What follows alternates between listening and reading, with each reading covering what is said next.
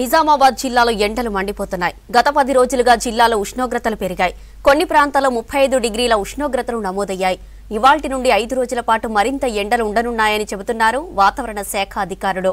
నిజామాబాద్ జిల్లాలో ఎండలపై మరిన్ని వివరాలు రజనీకాంత్ అందిస్తారు.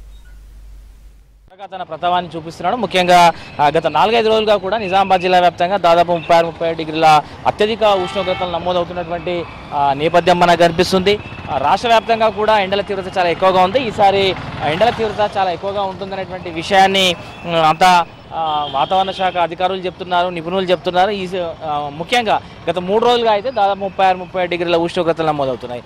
ఈ రోజు నుంచి మరో 5 రోజుల పాటు కూడా ఉష్ణోగ్రత తీవ్రత చాలా ఎక్కువగా ఉంటుందన్నటువంటి విషయాన్ని చెప్తున్నారు. ప్రజలు అప్రమత్తంగా ఉన్నటువంటి విషయాన్ని కూడా చెప్తున్నారు.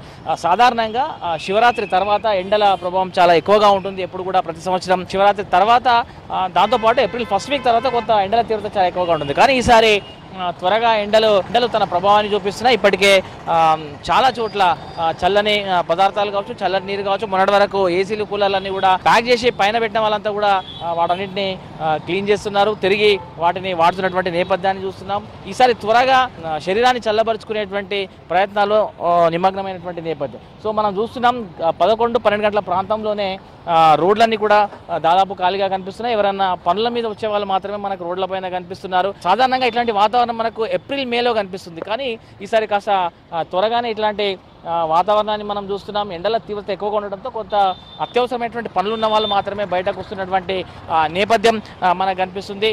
సాధారణంగా మనకి శివరాత్రి తర్వాత అట్లాగే ఏప్రిల్ తర్వాత దీని తీవ్రత ఉంటుంది. కానీ ఈసారి కొంత త్వరగానే ఎండల ప్రభావం ఉంది.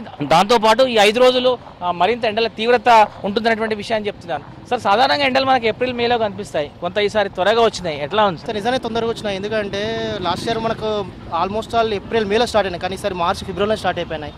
కానీ ఈసారి కొద్దిగా ఎండలు ఎక్కువ ఉంటాయని ఎక్స్పెక్ట్ చేస్తున్నాం. సార్ ఇబ్బంది సార్ చాలా ఈసారి, ఎందుకంటే వర్షాలు కూడా లాస్ట్ ఇయర్ కూడా వర్షాలు కూడా చాలా తక్కువ పడ్డాయి కాబట్టి ఈసారి కొద్దిగా ఎండలు ఎక్కువ ఉంటాయని ఎక్స్పెక్ట్ చేస్తున్నాం. మాట్లాడదాం. ఇంకా చాలా మంది వాహనదారులు ఉన్నారు, రకరకాల పనుల మీద జిల్లా కేంద్రానికి వచ్చే వాళ్ళు. సార్, ఈసారి ఎండలు కొంత తొందరగా వచ్చాయి. సార్ ఎండలు తీవ్రంగా ఉంటుంది, ఎక్కువ ఉంటుంది. పోయిన సంవత్సరం కూడా ఈసారి తీవ్రం ఇబ్బంది స్టార్ట్ అయింది. ఆల్రెడీ 3వ నెలల నుంచి మార్చి నుంచి చాలు 3 నెలలు ఉంటుంది.